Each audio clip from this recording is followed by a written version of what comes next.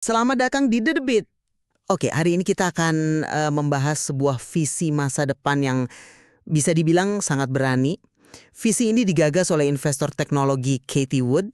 Gagasannya adalah kita ini sedang ada di titik puncak sebuah transformasi radikal, di mana 5 platform teknologi besar, kecerdasan buatan, robotika, penyimpanan energi, blockchain, dan sequencing genom, ini saling bertemu dan akan memicu ledakan ekonomi yang belum pernah terjadi sebelumnya. Nah, dan disitulah ya kan, letak inti perbincangan kita hari ini. Pertanyaannya bukan lagi apakah teknologinya hebat, tapi apakah visi yang sangat optimis ini realistis?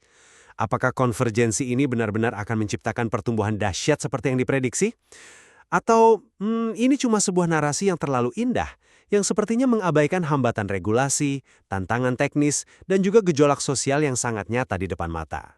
Baik, dari sisi saya akan berargumen bahwa kita memang sedang menyaksikan awal dari sebuah revolusi.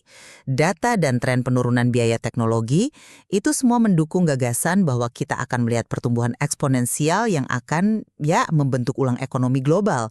Jadi ini bukan sekedar optimisme, ini adalah ekstrapolasi dari apa yang sudah terjadi. Dan saya akan mengambil posisi sebaliknya. Walaupun teknologinya saya akui menjanjikan, tapi valuasi dan garis waktu yang dipaparkan itu rasanya sangat spekulatif. Visi ini menurut saya terlalu bergantung pada skenario-skenario ideal yang mengabaikan kompleksitas dan friksi dunia nyata yang bisa menghambat atau bahkan menggagalkan revolusi yang dijanjikan ini. Jadi, inti dari argumen ini adalah kita tidak lagi melihat kemajuan teknologi yang berjalan sendiri-sendiri, tapi lebih seperti sebuah efek bola salju. 5 platform inovasi yang tadi saya sebutkan, AI, robotika, baterai, blockchain, dan genomik itu saling memperkuat satu sama lain. Hasilnya, menurut analisis ini, PDB real global bisa melesat dari rata-rata historis, katakanlah 3%, menjadi lebih dari 7% per tahun. Ini bukan lagi sekedar peningkatan. Ini perubahan paradigma. Contoh paling konkretnya adalah Tesla.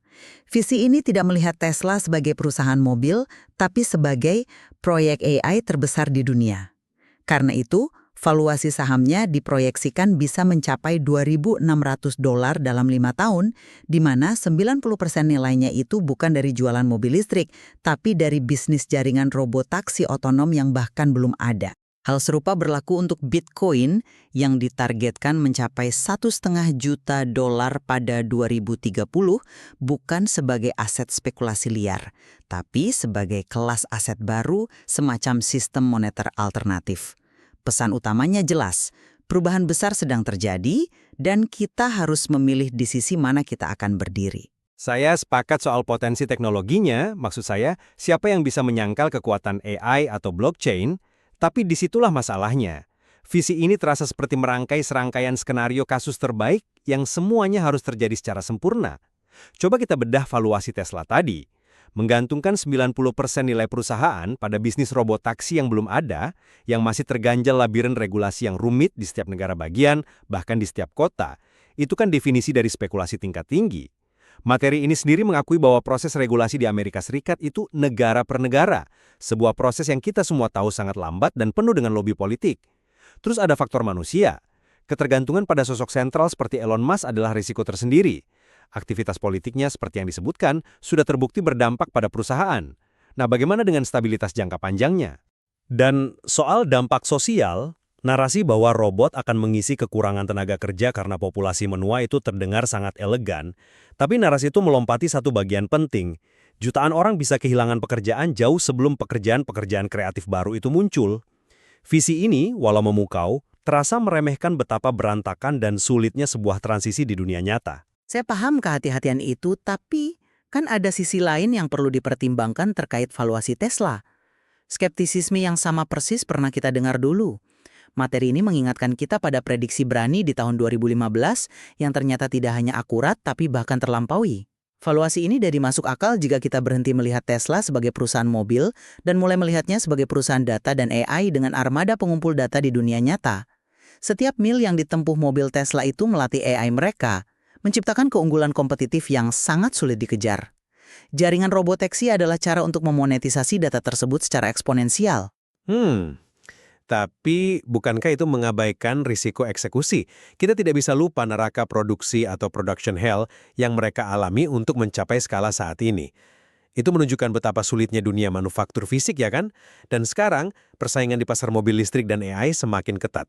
Produsen mobil tradisional mulai mengejar, dan raksasa teknologi lain juga tidak tinggal diam. Saya setuju, itu adalah tantangan besar. Tapi bukankah justru kemampuan mereka untuk melewati neraka itu yang membuktikan ketangguhan mereka? Dan disinilah konsep konvergensi tadi menjadi penting. Jaringan robotaksi Tesla tidak mungkin ada tanpa kemajuan di platform lain. Penyimpanan energi, teknologi baterai yang semakin murah dan efisien adalah fondasinya. Jadi ini bukan hanya soal software AI, tapi soal konvergensi antara AI, robotika, dan energi. Bahkan, potensi dari robot humanoid Optimus yang diprediksi Musk bisa lebih besar dari bisnis mobil itu belum dimasukkan secara signifikan ke dalam angka $2.600 itu. Ini menunjukkan bahwa valuasinya, meski ambisius, didasarkan pada perubahan paradigma, bukan sekedar peningkatan bisnis yang sudah ada. Tunggu dulu, argumen itu sepertinya lompat terlalu jauh. Kita bicara tentang robot humanoid yang dalam demonya saja masih ditamdatkan dan dikendalikan dari jarak jauh, menurut catatan di materi itu sendiri. Menganggapnya sebagai pendorong pendapatan signifikan dalam jangka waktu menengah, rasanya seperti sebuah lompatan keyakinan. Valuasi saat ini terasa seperti sudah memasukkan semua potensi keuntungan di masa depan, tapi mengabaikan semua resiko eksekusi, persaingan, dan tantangan teknis yang sangat nyata di masa sekarang. Poin Anda tentang resiko eksekusi itu valid, tetapi resiko itu ada di semua teknologi disruptif. Hal yang sama juga dikatakan tentang internet di awal kemunculannya, atau tentang Bitcoin bertahun-tahun lalu. Dan jika kita bicara soal valuasi yang spekulatif, rasanya tidak ada contoh yang lebih ekstrim daripada Bitcoin. Target $1,5 juta itu terdengar seperti fantasi, bukan? Tepat sekali. Itu membawa kita ke titik spekulasi berikutnya. Maksud saya, bagaimana angka $1,5 juta itu bisa dibenarkan? Nah, angka itu bukan ditarik dari langit. Dasarnya ada 3 pilar. Pilar pertama, dan yang paling baru adalah adopsi institusional. Persetujuan ETF spot baru-baru ini adalah sebuah gerbang tol yang dibuka. Mungkin bisa kita jelaskan sedikit untuk pendengar, ETF ini pada dasarnya memungkinkan institusi besar seperti dana pensiun untuk membeli Bitcoin semudah membeli saham Apple atau Google, tanpa harus pusing memikirkan cara menyimpannya dengan aman. Ini membuka akses ke triliunan dolar aset yang dikelola secara profesional. Saya setuju persetujuan ETF itu langkah penting menuju legitimasi. Tapi, apakah kemudahan akses ini otomatis berarti mereka akan berbondong-bondong masuk dan mendorong harga naik 15 kali lipat dalam 5 tahun? Itu asumsi yang sangat besar. Institusi ini kan sangat konservatif. Mereka akan melihat volatilitas Bitcoin yang ekstrim, yang diakui sendiri dalam materi ini, dan berpikir 2 kali. Sulit sekali mendamaikan ide penyimpan nilai atau emas digital dengan aset yang harganya bisa anjlok 20% dalam sehari. Volatilitas itu ciri khas kelas aset yang masih baru dan sedang dalam tahap penemuan harga. Tapi itu membawa saya ke pilar kedua. Narasi emas digital itu sendiri semakin kuat, terutama di kalangan generasi muda yang lebih nyaman memiliki aset digital daripada bongkahan logam di brankas. Dan pilar ketiga, yang mungkin paling sering diremehkan adalah perannya sebagai, katakanlah, polis asuransi. Di banyak negara berkembang di mana mata uang lokal bisa hancur karena kebijakan pemerintah yang buruk, Bitcoin menjadi alternatif. Sifatnya yang tidak berkorelasi dengan aset lain juga memberikan manfaat diversifikasi yang justru dicari oleh para manajer investasi institusional itu. Saya melihatnya dari sudut pandang yang berbeda. Meskipun Bitcoin yang paling dikenal, materi ini juga menyebut ada jutaan aset kripto di luar sana. Dan sebagian besar dari mereka akan mati. Ini menyoroti risiko sistemik dan nuansa kasino dari keseluruhan ekosistem. Gitulah. Bagi investor institusional yang punya tanggung jawab fidusia, masuk ke lingkungan yang seperti itu bukanlah keputusan yang mudah. Mereka mungkin akan mencelupkan jari kaki, tapi mengalokasikan persentase besar aset mereka, rasanya itu masih jauh. Selain itu ada juga isu konsumsi energi dan tekanan regulasi yang terus membayangi. Tekanan regulasi itu justru yang sedang coba diatasi dengan legitimasi melalui ETF. Tapi perdebatan tentang valuasi ini membawa kita ke pertanyaan yang lebih besar. Apa dampaknya bagi kita semua, bagi tenaga kerja? Visi ini bukanlah tentang manusia digantikan oleh robot. Ini tentang produktivitas manusia yang ditingkatkan secara masif. AI dan robotika dilihat sebagai solusi untuk masalah demografi yang sangat nyata. Populasi di negara maju yang menua, dan angkatan kerja yang menyusut. Dan disinilah narasi sejarah teknologi selalu menciptakan pekerjaan baru mungkin tidak lagi relevan. Kecepatan dan skala perubahan yang dibawa oleh AI generatif saat ini belum pernah terjadi sebelumnya. Pekerjaan kerah putih, analis keuangan, penulis, desainer yang selama ini dianggap aman, kini justru yang paling rentan untuk diotomatisasi dengan cepat. Materi ini bahkan secara eksplisit mengatakan bahwa banyak orang di industri keuangan akan kehilangan pekerjaan karena mesin lebih efisien. Ada resiko kesenjangan yang sangat dalam antara jutaan pekerjaan yang hilang dan segelintir pekerjaan baru yang tercipta. Saya melihatnya bukan sebagai penghapusan, tapi evolusi. Materi ini menunjuk pada munculnya peran-peran baru yang bahkan belum bisa kita bayangkan. Contohnya seperti vibe coding. Istilah ini merujuk pada cara memprogram hanya dengan menggunakan bahasa sehari-hari, memerintahkan AI untuk membuatkan aplikasi atau situs web. Ini akan mendemokratisasi penciptaan perangkat lunak.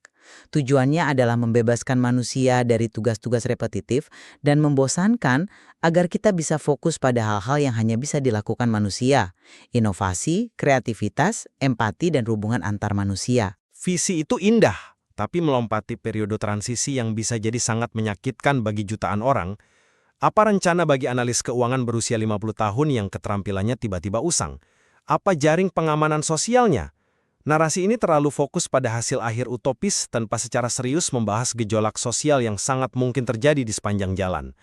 Optimisme teknologi ini menurut saya terasa sedikit tuli terhadap biaya manusia yang sangat nyata dari disrupsi ini. Ada bahaya kita menciptakan masyarakat yang terbagi dua, mereka yang bisa mengendalikan dan bekerja bersama AI, dan mereka yang tertinggal karena keterampilannya tidak lagi relevan. Itu pertanyaan yang belum terjawab dalam visi ini. Dalam sejarah ekonomi, pertemuan 5 platform inovasi ini bukan sekedar tren, melainkan sebuah gelombang pasang yang menjanjikan pertumbuhan produktivitas dan peluang investasi yang langka. Valuasi yang tampak fantastis untuk perusahaan seperti Tesla atau aset seperti Bitcoin, jika dilihat dari kacamata ini, bukanlah angan-angan, melainkan proyeksi logis dari dampak transformatif teknologi yang biayanya terus menurun secara eksponensial. Risiko tentu ada, tapi risiko terbesar mungkin adalah tidak melakukan apa-apa dan tertinggal oleh perubahan yang tak terhindarkan. Sementara di sisi lain, saya berpendapat bahwa optimisme visioner ini perlu diimbangi dengan dosis realisme yang kuat. Potensi teknologinya memang nyata, tapi jalan menuju realisasinya penuh dengan lubang. Rintangan regulasi, tantangan eksekusi bisnis, dan gesekan sosial yang tidak bisa diabaikan. Valuasi yang dipaparkan sangat bergantung pada serangkaian asumsi ideal yang jarang sekali terwujud di dunia nyata yang kompleks. Pertanyaan-pertanyaan krusial seputar ketimpangan, dislokasi pekerjaan, dan stabilitas sistem secara keseluruhan masih menggantung tanpa jawaban yang memuaskan. Pada akhirnya, kedua perspektif ini menyoroti pergeseran fundamental yang sedang kita hadapi.